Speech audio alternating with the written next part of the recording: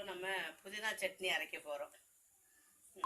புதினா சட்னிக்கு தேவையான பொருள் புதினா இலை, பூண்டு, உளுத்தம்பருப்பு, ஒரு தக்காளி, ஒரு வெங்காயம், ஒரு 4-5 காஞ்ச மிளகாய். 2 குட்டி குட்டி இருக்கிறதுனால 2 வச்சுருக்குறோம். கொஞ்சம் பெருசாக இருந்தால் ஒன்றே போதும். அவ்வளோதான். உப்பு தேவையான அளவு உப்பு போட்டுக்கணும். கொஞ்சம் புளி போட்டுக்கணும். முதல்ல என்ன பண்ணணும், இந்த பருப்பை எடுத்து வறுத்துக்கணும்.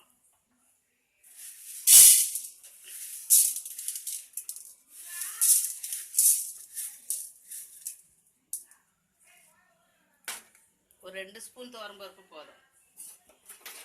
உளுந்தம்பருப்பு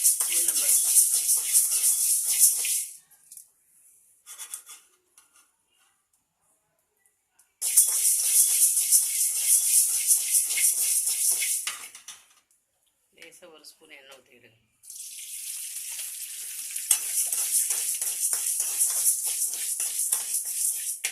அது கூட எனக்கு காஞ்ச மிளகாயும் போட்டுக்கணும். 1 2 3 போதும், தேவைக்கணும். 4. எவ்வளோ காரமோ, நிறைய காரம்னா நிறையா போடணும். ஒரு 5 போட்டுக்கலாம். காரம் கொஞ்சம் கம்மியாக வேணால் 3 போட்டுக்கலாம். இதோட போட்டாச்சு. அதோட ஒரு 3 பூண்டு பல் போட்டுக்கணும்.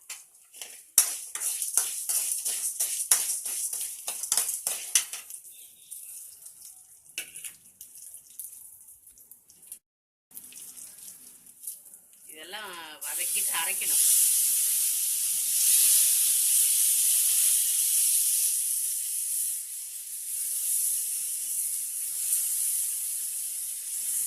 கட் பண்ணி போட்டுடணும். பெருசாகவே போடலாம், ஏன்னா நம்ம அரைக்க தான் போகிறோம். அது வெங்காயத்தையும் பெருசாக அது கூட அரைஞ்சி போட்டு விட வேண்டியதான்.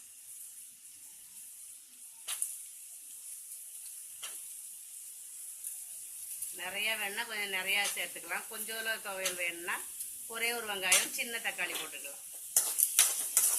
நிறைய சட்னி வேணுன்னா நிறையா போட்டுக்கணும். போட்டு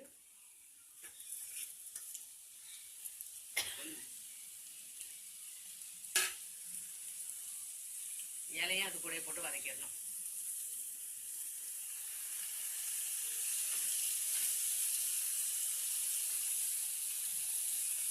இலையை நல்லா முதல்ல ஆஞ்சி கழுவி சுத்தம் செய்து வச்சுக்கணும்.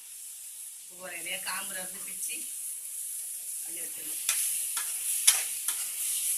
டேஸ்ட் வேணால் கொஞ்சம் கருவேப்பிலை கூட போட்டுக்கலாம். கூட இந்த கருவேப்பிலை கூட இருந்தால் உருவி போட்டுக்கலாம். கருவேப்பிலை சட்னி, கொத்தமல்லி இருந்தால் கொத்தமல்லி போட்டுக்கலாம்.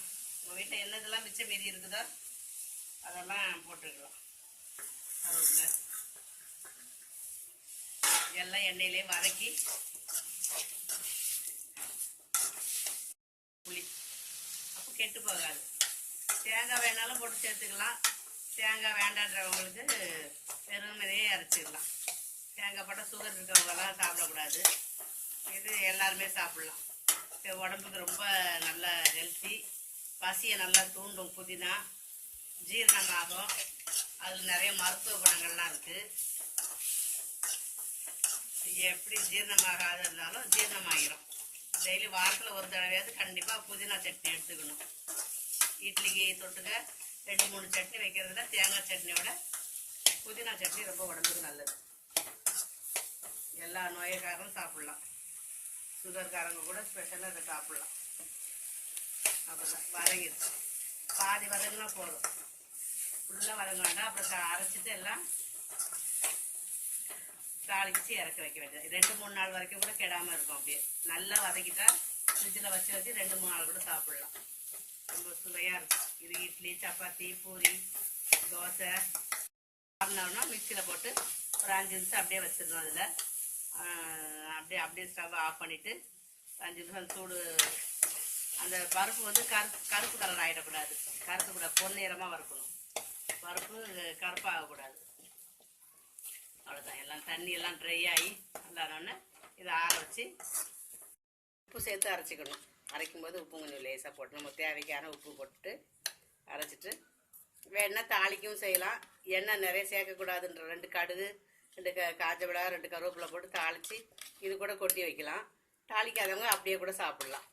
இப்போ தான் எண்ணெய் சேர்க்கக்கூடாது கொலஸ்ட்ரால்ன்றவங்க ரொம்ப மைய அரைக்கக்கூடாது, கொஞ்சம் நறுன்னு ரொம்ப களி மாதிரி அரைக்கக்கூடாது, கொஞ்சம் பரப்பரானே அரைக்கணும். இந்த பருப்புலாம் லேசாக தெரியணும், அப்போ தான் நம்ம சாப்பிடும்போது வாயில் இந்த பருப்பு நல்லா எடுத்த உடனே சாப்பிட வேண்டியதான். சூடாக தோசை சுட்டு இட்லிக்கு ரொம்ப நல்லாயிருக்கும், இட்லி தோசைக்கு ரொம்ப நல்லாயிருக்கும். எதுக்குனாலும் சேர்த்துக்கலாம், சப்பாத்திக்கு சேர்த்துக்கலாம், உப்புமாவுக்கு சேர்த்துக்கலாம், சாப்பாட்டுக்கு சேர்த்துக்கலாம். ஊறுகாய் மாதிரி 2-3 நாள் வரைக்கும் தாங்கும். தாளித்து வச்சுட்டா 2-3 நாள் வரைக்கும் தாங்கும். தாளித்து ஃப்ரிட்ஜில் வச்சு எடுத்து சாப்பிட்லாம். கடுகு போட்டு தாளிக்கிட்டு சும்மா அப்படியே சாப்பிட்றலாம். எண்ணெய் சேர்க்கக்கூடாதுன்றவங்க சும்மாவே சாப்பிட்றலாம். கடுகுலாம் தாளித்து போட்டால் இன்னும்